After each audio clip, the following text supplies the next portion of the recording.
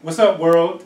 And welcome to another episode of Tripletote Trailblazers. Today I have with me a real special guest, a guy I've known for about a decade or more, and I wanted to share his story with you guys to let you know what it takes to literally start from a small working space, small company, to grow it to a company that's making moves and doing good things for the community too. I want to introduce you to Ari Santiago. How's it going, Ari? It's going well, man. Nice to meet you. Nice to meet you.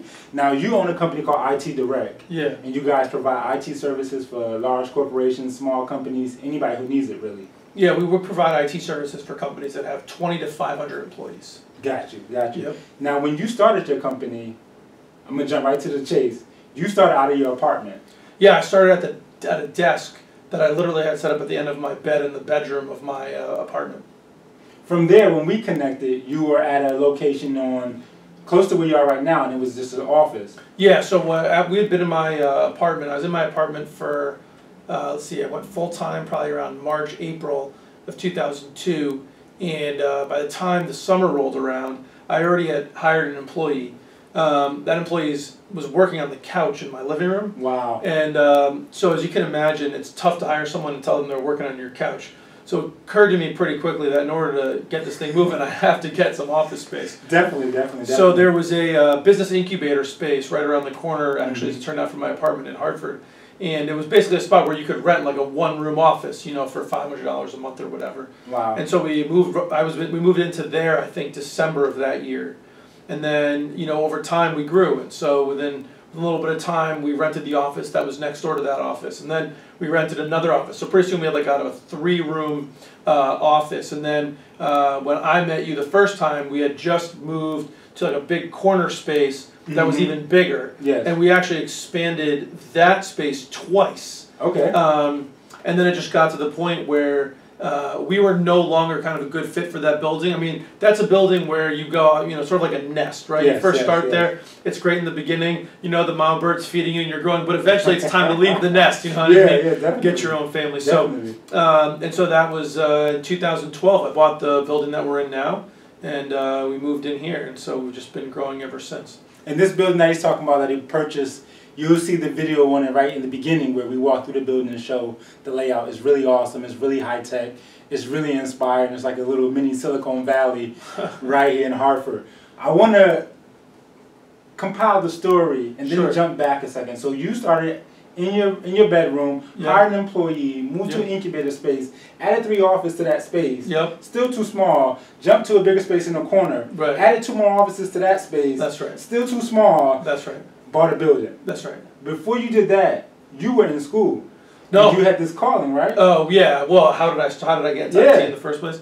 Well, I mean, there's a little bit of circumstance, right? You just never know what life is going to bring. That's right.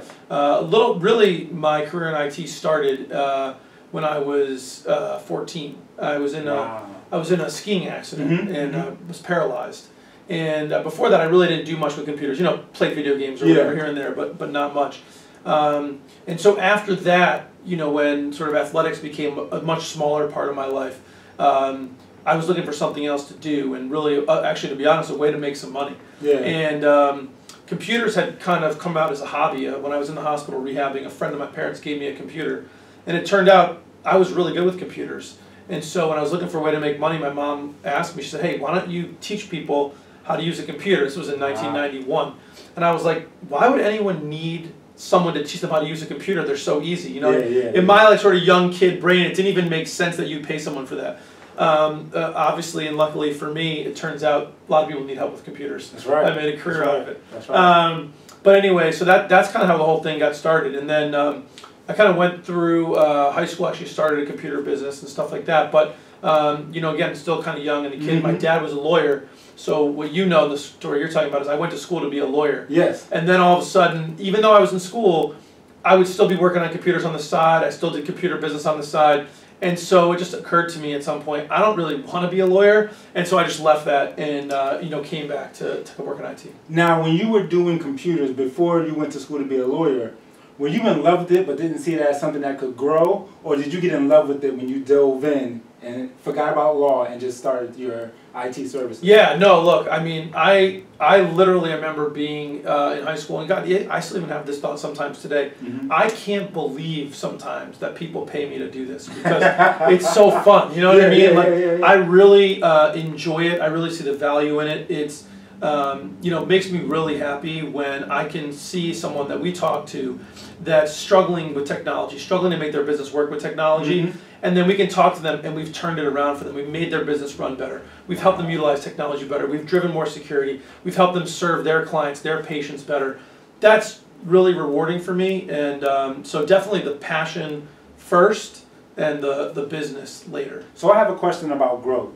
Sure. You've been growing this business, and your story just seems like every step goes up, goes up. But you've been doing this during the worst economic time in our generation, right? Sure. How did you manage that collapse, the 2008 collapse, while still growing the company?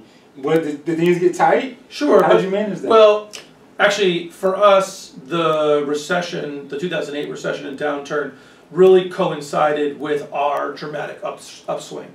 More by happenstance than anything else. But look, I'll be honest with you. Part of it's just good fortune, right? Gotcha. So, you know, in any economic downturn, there's still going to be people that can be winners, right? And so one of the things that technology does is it helps companies do more with less. Gotcha. So when times are tight and things are struggling, we're in a really good position because technology can help solve that problem.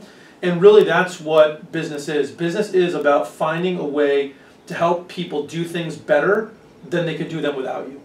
And so when people are relying on finding ways to do more with less, and technology is a big component of that, that's just a really good place to be. So that's part of it. But I also would all be lying if I didn't say it was a lot of hard work and a lot of learning. That's right. That's you know, I mean, there's the technology part, that's the passion part, that's easy.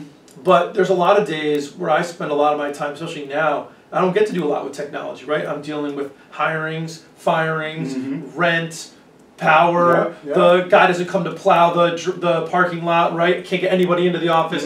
So there's, you know, as the business gets bigger, there's more problems. And I don't know how many of your viewers are going to have kids, but there's a saying I've heard. I have an 18-month-old daughter, so there's a saying I hear which is, the bigger the kid, the bigger the problems. Yes. And that's the same thing with your business. The bigger the business, the bigger the problems. Now, the thing I like about you and your story is that you've constantly moved up despite the odds. I personally know that if I would call you at 11 o'clock, Ari, what's going on? You trying to hang out? You would still be sending in tickets, right? Emails, yeah. Yeah, fixing server problems or down internet problems for other people all the time, working nonstop. You were putting in like 12-hour days, 14-hour days. Now, do you still have to do that? That you're growing the company? Are you still doing 14-hour days, or have you been able to find a better balance for outside of work? Definitely finding a much better balance from outside of work. That doesn't mean that there still isn't long days. I mean, I'm trying to grow the company. We're not at the end of where I want to be. Gotcha. So I'm still putting in, you know, a lot of work. But I have to say, I think I'm also working smarter now than I used to work. You know what I mean? There's just ways you got to learn. You know, I've targeted down to the customers we want. You know, we're very confident in what we're doing. In fact, you heard me talking earlier when you got here about someone we sent a proposal to. Yeah. And, you know, we're apparently not going to be a good fit for them. And that's okay. We're not going to be the good fit for everybody because we're the fit for the people that really see the vision of how technology can make their business better, right? But if they don't see that vision, there's nothing we're going to do that's going to help them see that. You know what I mean? Yeah, people sometimes need to know that you don't have to go after every dollar. That's right. If you have an identity as a company or even as an individual, right? Correct. And you have clarity, you can just go after the customers that are there for you. That's right. And you'll grow and be more profitable that way, and you'll be more secure in your business that way. A lot of people think they need to go for every dollar. You don't need to. No, and that's a big part of the working smarter. I mean, one of the reasons I was working so hard is because I would take anything that came, especially in the beginning. And in the beginning, you kind of have to do that, right? Yeah. Because in the beginning, you just want to keep the lights on and eat. You know what I mean? That's right. But as you grow as a company and you start to see more and do more, you find that, I found anyway, that I need to be more targeted because you can't be everything to everybody. And if you look at any of the successful companies, Microsoft, Apple, BMW, Ford, right? They target a specific customer. Not everybody's an Apple user, right? That's right. But they still make money, right? Not everybody uses Windows, but they make a lot of money, right? Not everybody drives a BMW, but we'd both be very happy to own BMW, right? Exactly, yeah, so, yeah, I mean, it's just a matter of understanding, where you fall in the market space and who your target market is. Now, my last question to you, which is my best question to you, Okay. What's on the horizon for the future for IT Direct? Horizon for IT Direct? Well, that's really exciting. I mean, IT Direct is in a really great position right now. We've put together an amazing team, and as I was saying to you before, we've really targeted in who we want to work with and what we want to do. So that's allowed us to tighten up our message, which allows us to really ignore a lot of the noise. Like, we figure there's about 25% of the market that can appreciate the value that we bring to the table. Now that we've identified that and we recognize that, we can put 100% of our effort to that 25%, which we think is going to springboard our growth. And that's just been being proven, because this year, we're on June, 27th of this year. We have already hit our new business target for the year in June. Wow. So awesome. yeah, it's really exciting.